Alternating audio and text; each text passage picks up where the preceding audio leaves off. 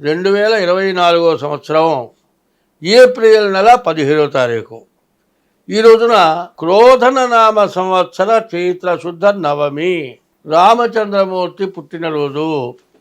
దీని గురించి మనం ఇప్పుడు ప్రత్యేకంగా చెప్పుకుందాం. ఏమిటంటే, సర్వమంగళ గుణ సంపూర్ణుడగు నిన్ను, సర్వమంగళ గుణ సంపూర్ణుడగు నిన్ను నరులు దేవునిగా గణరయుగాక. ఆయనకి అన్ని మంచి గుణాలే ఉన్నాయిట. సర్వ మంగళ గుణ సంపూర్ణుడు, ఏ పని చేసినా మేలు చేయగలిగినటువంటి వాడు రామచంద్రమూర్తి. సర్వమంగళ గుణ సంపూర్ణుడగు నిన్ను నరులు దేవునిగా గణరయుగాక. అందరూ కూడా ఆయన్నే దేవుడిగా పూజిస్తున్నారు. ఎట్లా పూజిస్తున్నారు? సర్వమంగళ గుణ సంపూర్ణుడగు నిన్ను నరులు దేవునిగా గణరయుగాక.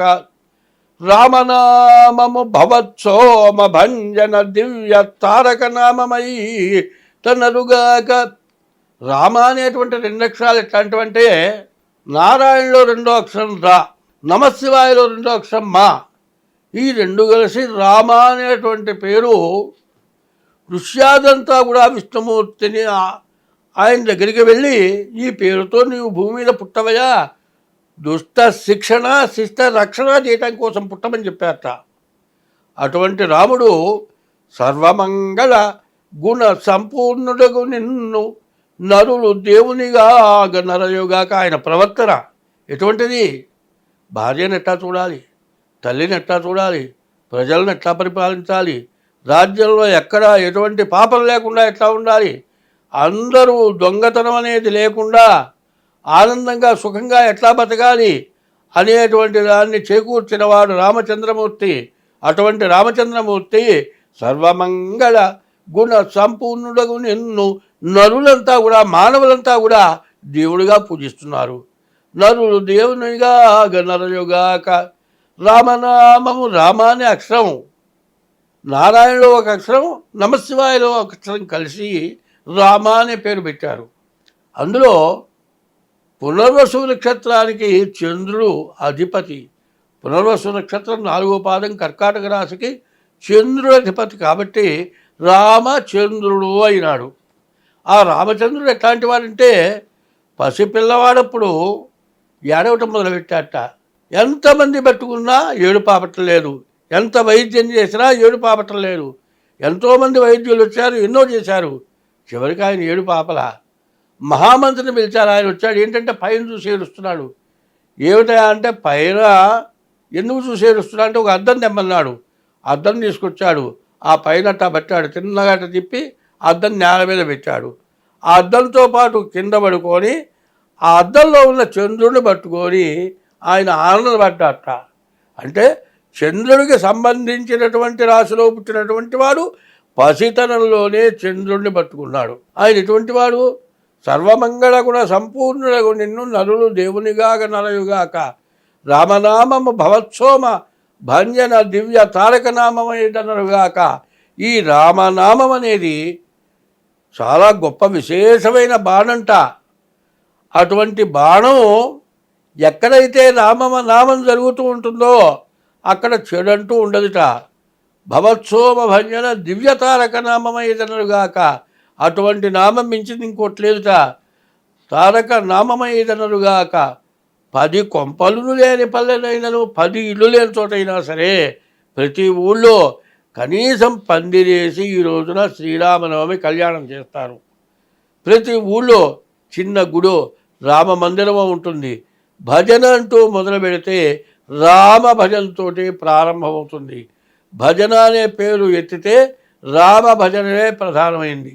అటువంటి భజన చేసేటువంటి ప్రతి ఊరు ఈ రాముడిని తలుచుకుంటున్నారు. కానీ ఈశ్వరుడున్నాడు, కృష్ణుడున్నాడు, అనేక మంది దేవతలు ఉన్నారు. కానీ ఈ రాముడు అనేటువంటి దేవుడు దేశంలో ప్రతి చోట, ప్రతి ఊళ్ళో, వరల్డ్ ప్రపంచం మొత్తం మీద రాముడిని పూజించినటువంటి స్థలం అంటూ లేదుట. భంజన పావక తారక నామమైదనరుగాక. 10 కొంపలు లేని పల్లెనైనను రామ భజన మందిరముల వలనగాక. ఇల్లే మందిరంగా చేసుకొని రాముడిని పూజిస్తున్నారట. మరి ఈ రామనామం ఎవరైతే పూజిస్తారో, ఈ రాముడిని ఎవరైతే తరిస్తారో, చైత్ర శుద్ధ నవమి, ఈ 9 నవమి అంటే 9, ఈ 9 అనే సంఖ్య ఎటువంటి విశేషమైంది అంటే నవనాయకులట.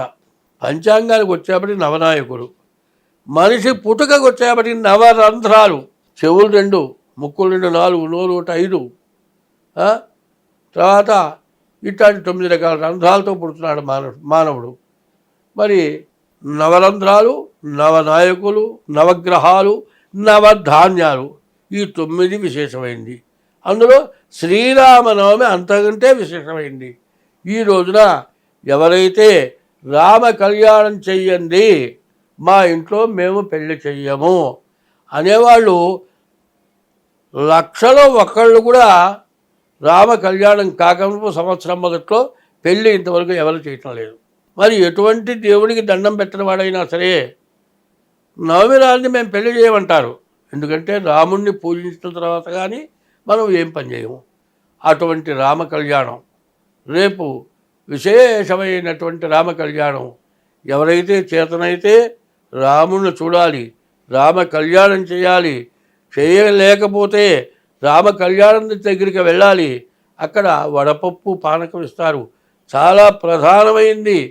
ఈ శ్రీరామనవమి రోజున వడపప్పు పానకం తీసుకుంటాము. అట్లాగే కళ్యాణం అక్షతలు మన నెత్తిన వేసుకుంటాము.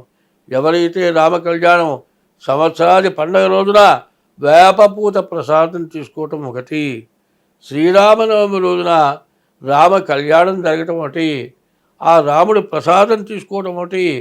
అన్నిటికంటే ముఖ్యమైన ప్రసాదం ప్రతి వాళ్ళు ఏం చేస్తారు, కళ్యాణం అయిన తర్వాత తలంబ్రాల అక్షతలు తీసుకెళ్తారు. తను వేసుకున్నదిగాక పెద్దవాళ్ళు కాసిన పొట్లాంగట్టుకెళ్ళి ఇంట్లో పిల్లలందరూ కూడా ఈ అక్షతలు వేస్తారు. ఇట్లా వేస్తే ఈ నవమి కళ్యాణం అయిన తర్వాత వాళ్ళ కోరికలన్నీ కూడా తీరుతాయిట.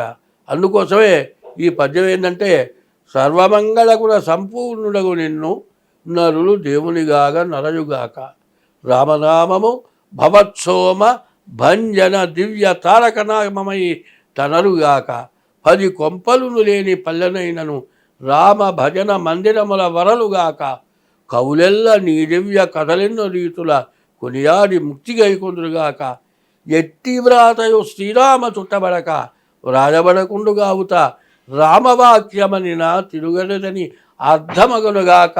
ఎవరైనా సరే ఏ శుభలేఖ రాసినా, ఏ మంచి పని చేసినా పైన శ్రీరామ అనే అక్షరం పెట్టకుండా ఎవ్వరూ ఏ పని చేయరు. ఈ రాముణ్ణి తలవనటువంటి మానవులు లేరు. ఎవరైతే రాముణ్ణి తలుస్తారో, ఏ దేశంలో రాముణ్ణి పూజింపబడుతుందో, ఆ రాముడు ఎక్కడైతే పూజింపబడతాడో ఆ దేశం ఎప్పుడూ కూడా ఎన్ని కష్టాలు వచ్చినా కష్టాల నుండి తట్టుకొని అందరూ కూడా బయటపడి అందరూ కూడా సుఖ సంతోషాలతో ఆనందంతో పుత్ర పౌత్రాభివృద్ధి కలిగి సంతానం కలిగి శుభ కళ్యాణాలు కలిగి వాళ్ళ వ్యాపారాలు వాళ్ళ కుటుంబాలన్నీ కూడా భగవంతుడు ఆ రామచంద్రమూర్తి సర్వదా అందరినీ రక్షించుగాక అని రామచంద్రమూర్తిని ప్రార్థిస్తూ స్వస్తి.